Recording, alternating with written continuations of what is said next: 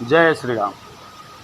अभी पिछले दोहों में आपने देखा कि किस प्रकार सती के रूप में शिवा का अंत होता है और अपने पुनर्जन्म में पार्वती के रूप में उनका जन्म पर्वतराज के यहाँ होता है। माँ मैना और पर्वतराज दोनों नारद मुनि से जब पूछते हैं उसका भविष्य माँ भवानी का, तो उनका भविष्य बताते हैं और कहते हैं इनका विवाह ऐसे पुरुष से होगा जो सुंदर वेश वाले नहीं होंगे। और अंत में जब नारद ऋषि से इसका उपाय पूछते हैं गिरिराज, तो वो कहते हैं लिखा तो कोई टाल ही नहीं सकता, जो भाग्य का लिखा है उसे टाला नहीं जा सकता, लेकिन जिस तरह की भाग्य रेखा माँ भवानी के ललाट पर लिखी हुई है उसके अनुरूप इनके पति के रूप में महादेव को वर्ण किया जा सकता है। और ये भी कहते हैं कि देखो समर्थ को नहीं दोष को साई, जो समर्थवान होते हैं उनके दोष नहीं गिने जाते, महादेव के जो दोष हैं वो गुण के रूप में देखे जाते हैं और इनकी पूजा संसार करती है। इसीलिए आप महादेव से अपनी पुत्री का विवाह कर सकते हैं। ऐसा कहकर आशीर्वाद देकर मुनीश्वर वहाँ से चले जाते हैं। अब आगे क्या? कहियस ब्रह्म भवन मुनि गयऊ, आगिल चरित सुनहु जस भयऊ। पति ही एकांत पाई कह मैना, नाथ न मैं समझे मुनि बैना। कही अस ब्रह्म भवन मुनि गयऊ, ऐसा कहकर नारद मुनि ब्रह्मलोक को चले गए। आशीर्वाद देकर नारद मुनि वहाँ से मैना के यहाँ से पर्वतराज के यहाँ से अपने ब्रह्मलोक को प्रस्थान कर गए। आगिल चरित सुनहु जस भयऊ। अब तुलसीदास कहते हैं कि आगे का चरित्र, आगे क्या हुआ, मैं यह आपको बताता हूँ। पति एकांत पाई कह मैना। जब पति को मैना ने, माँ भवानी की माँ ने एकांत में पाया, एकांत में जब दोनों पति पत्नी मिले, तो मैना ने अपने पति पर्वतराज से कहा, नाथ न मैं समझे मुनि बैना।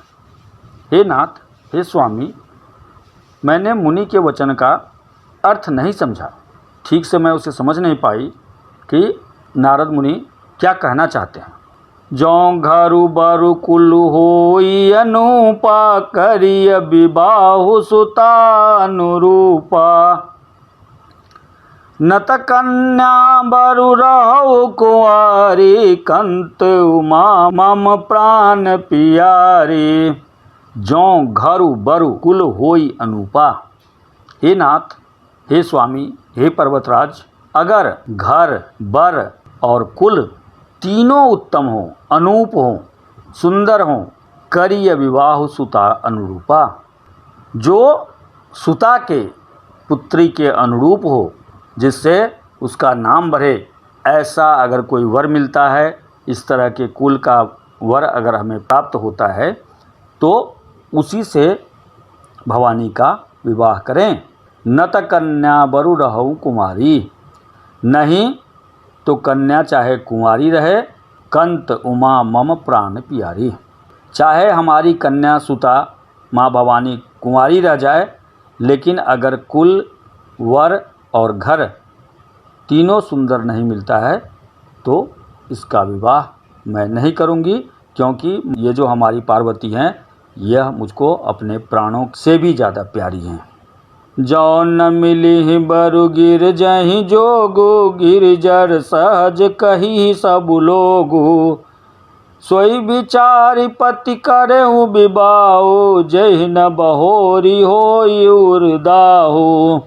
हे स्वामी, जौ न मिली बरु गिर जहि जोगु, अगर कोई गिरजा के योग्य वर ना मिले, गिरिजर सहज कहिए सब लोगु, तो वैसे भी आपको क्या कहेंगे सब कि अरे ये तो पहाड़ों पत्थरों से बना है, पहाड़ों से बना है गिरिराज, ये तो जड़ है, मूर्ख हैं, ये स्वभाव से ही मूर्ख होते हैं। गिरिजर सहज कहिए सब लोगु, सोई विचार पति करहु विवाहु।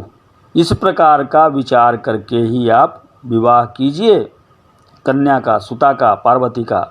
जेहि न बहोरी होई उड़ दाहु, ऐसा विवाह कीजिए, दाहु मतलब अग्नि, दाह संताप, दुख, शोक।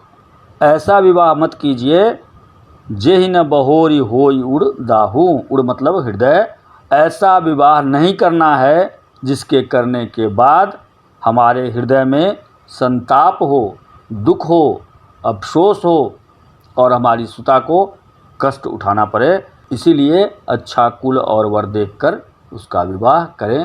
हे प्राणनाथ। अस कही परी चरण धरि सीसा, बोले सहित स्नेह गिरीसा। बरु पावक प्रगट शशि माही, नारद बचनु अन्यथा नाही। ऐसा कहकर अस कही परी चरण धरि सीसा, ऐसा कहकर मैना अपने पति के चरणों पर मस्तक रखकर गिर पड़ी, बैठ गई। अपने मस्तक को गिरिराज के चरणों पर रहकर धर दिया और वहीं पर बैठ गई। बोले सहित स्नेह गिरीसा।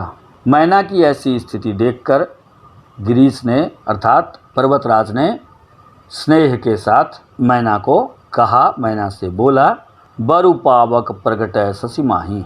चाहे, बरु मतलब चाहे, पावक मतलब अग्नि, प्रगट मतलब प्रकट हो, शशि मतलब चंद्रमा, माही मतलब में। आप जानते हैं चंद्रमा में बहुत ज़्यादा शीतलता होती है, ठंडा होता है ना। सूर्य में जितनी गर्मी होती है चंद्रमा में उतना ही ठंडापन होता है, शीतलता होती है। तो कहते हैं हिमवान कि चाहे शशि में, चंद्रमा में अग्नि प्रकट हो जाए, लेकिन नारद वचनु अन्यथा नहीं, लेकिन नारद का वचन झूठा नहीं हो सकता है, अन्यथा नहीं हो सकता। प्रिया सोच परिहरहु सबु, सुमिरहु श्री भगवान। पार्वती निर्मयउ जेहि, सोई करिहि कल्याण। सियावर राम जय जय राम। मंगल भवन अमंगल हारी, द्रवहु सुदशरथ अजर बिहारी। प्रिया सोच परिहरहु सबु। हे प्रिय, सारी सोच छोड़ दो।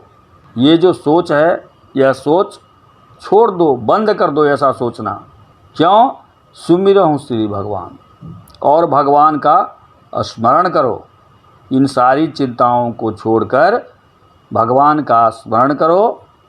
क्यों? क्योंकि पार्वती निर्मयउ जेहि, पार्वती का निर्माण और जन्म जिस लिए हुआ है, जेहि पार्वती निर्मयउ जेहि, जिस लिए हुआ है, जिस कारण से हुआ है, सोई करिहि कल्याण, वे ही उनका कल्याण करेंगे।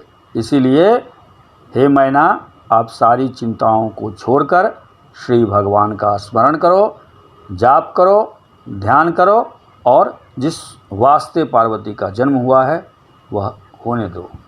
आज के लिए बस इतना ही। जय श्री राम।